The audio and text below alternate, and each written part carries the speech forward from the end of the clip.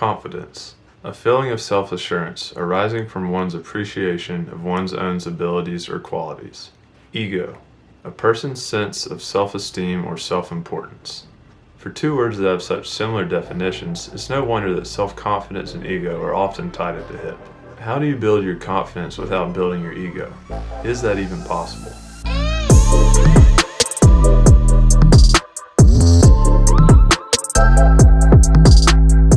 When was the last time you heard someone say, "I wish I could be more egotistical"? Probably never. When was the last time you heard someone say, or you thought, "I wish I could have more self-confidence"? Probably pretty often. Ego often has a negative connotation, but I want to make the argument that you can't build your confidence without first building your ego. Let me explain.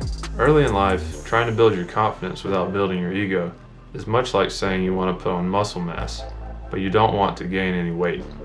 One relies on the other. As humans, we live in a world of comparison. We compare ourselves to our external world all of the time. This external comparison drives the ego.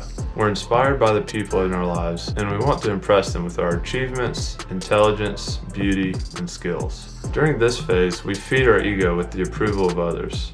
At the same time, we are also growing our confidence and feeling better about ourselves as we get approval from the outside world. If you continue down this path, I believe everyone will eventually reach a point where there's an inverse correlation between the ego and your self-confidence. As you determine your own personal values and personal beliefs, you eventually stop propping up your confidence with your ego.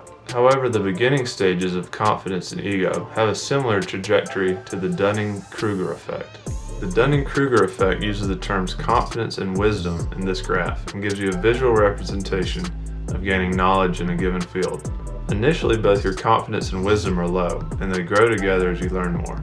Once you reach the apex of this first learning curve, your confidence starts to plummet. There are three different levels of this: the known unknown, and the unknown unknown. As you become more skilled in a topic, you start to transfer bits and pieces from the known unknown into the known. The irony is, once you've passed this first curve, for every one thing you move from the known unknown into the known, you move two or three other things from the unknown unknown into the known unknown.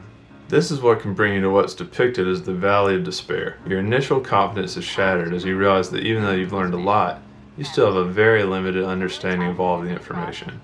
And now there's even more that you don't understand than when you first started. From there, you slowly rebuild your confidence while continuing to build wisdom at the same time until you have truly reached mastery in that field. Now I want to show you another visual representation. This is one that I've created.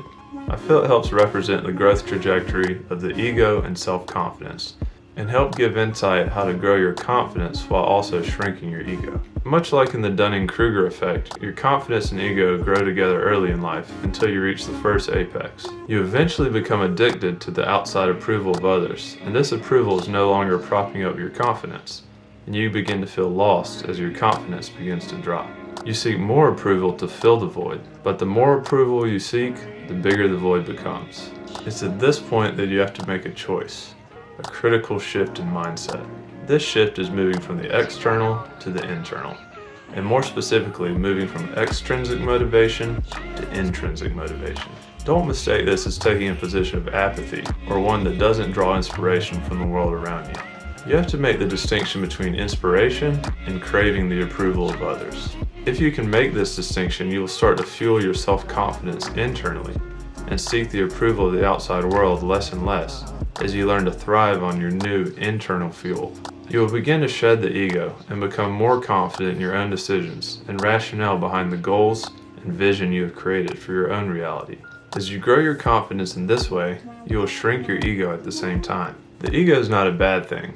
It's a tool, a crutch to get us going until we can walk on our own. Without the ego, we would never have the chance to know self-confidence.